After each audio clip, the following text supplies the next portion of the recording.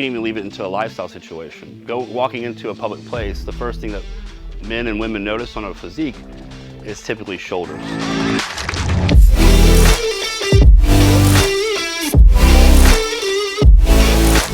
That's what shows your frame. That's what's going to frame you out, make you look big or small in whatever you're trying to do. So I really hammer home being a smaller frame. I really hammer home really developing my delts.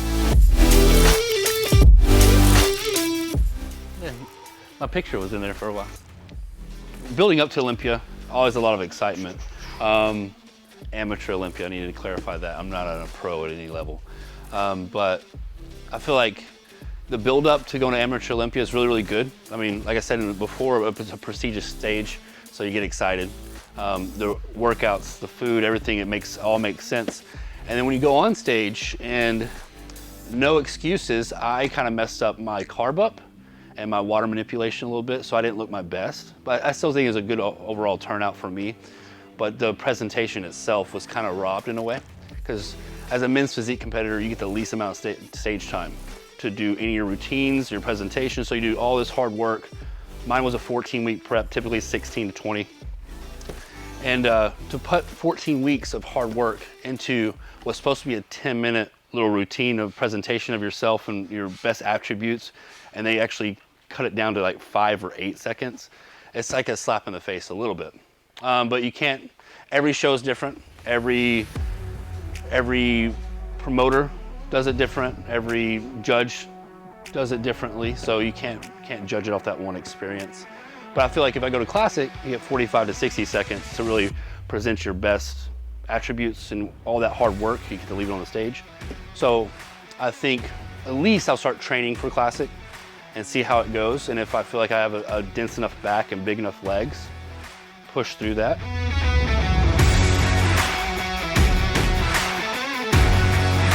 If you follow Classic, it's a very uprising part of bodybuilding, and a lot of people enjoy it. And you get to really showcase how you want to do it.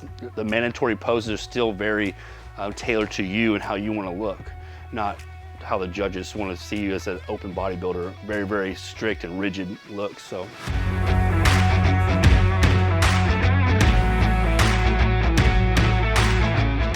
Back and delts is where I really want to focus on, and I feel like I've got my delts where I want it to be.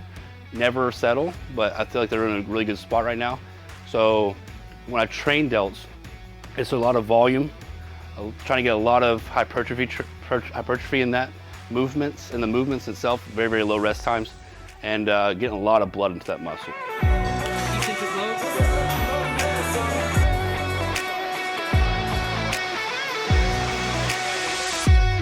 So yeah, when I'm training shoulders, I try to focus on 3 things. You want to have high intensity, high volume for me, and low rest periods, which is hypertrophy training.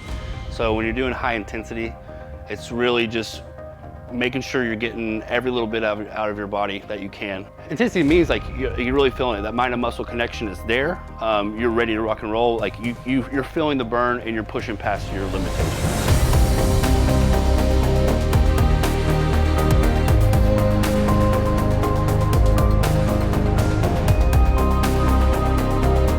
If you're settling, so when it starts hurting and okay, I'm good, you're not going to get anywhere. You're just going to be running in circles. You're basically doing treadmill work at that point. You're just going to sit still, not doing anything to move forward. So once you feel the burn, you need 5, 6 more reps of that set. Don't settle for mediocrity. Go full extent of your abilities and push past it. And you'll really feel the growth, and you'll really start loving the training and everything you do if you start having that mentality and that mindset.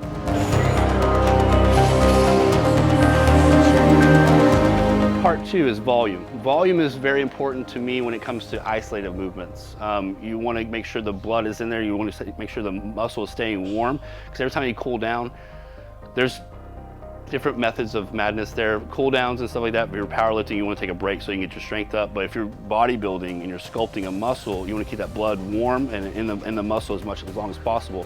And volume helps create that. So I don't do anything less than 12 to 15 reps when I'm doing volume. And that just keeps it going, and you're gonna feel a lot of burn. And I don't wanna be easily doing 12 to 15 reps. Keep pushing the pace, and that's part of the intensity too. You don't want to keep doing what you did last week. You want to keep improving and doing better the next week and the next week and the next week. So if you have a journal, jot down your workouts, keep track of what you're doing. That way you can always improve on yourself. And that goes for everything, not only working out, but anything you want to do in life to make sure you're better. Got it. Good. Last but not least is hypertrophy. And hypertrophy to me, what that means is I'm not getting any rest. My muscles are not getting a break. So only thing I'm doing for 30 seconds, for 45 seconds in between sets is catching my breath. So my respiratory can keep up with my muscles. That's all I'm doing. So very, very low rest time. It's basically like if you're going into the next set, doing the same thing you did the set before, you're not doing it right. You need to be almost failing a couple reps sooner or increase the weight. So just make sure you're staying in touch with what you're doing, make sure you're listening to your body, and keep pushing the pace. So Olympia was really fun. I had a really good time. Didn't go my way, but that means I get to push myself even harder the next time. This is my shoulder workout. To each their own. This is not in concrete how you need to train your shoulders. This is how I do mine. So if you can grab some education from this or grab some cool points or tips that you can use in your own workout, so be it. I fish through other fitness entrepreneurs to do the same myself. So I'm never trying to stay in a rut. But I'm back to work now, and now I'm really focused on what's next for me. If it's gonna be it's still gonna be in fitness, because that's my passion and my drive, and that's what I'm very, very passionate about. But is it gonna still be on a competition stage? We'll soon find out.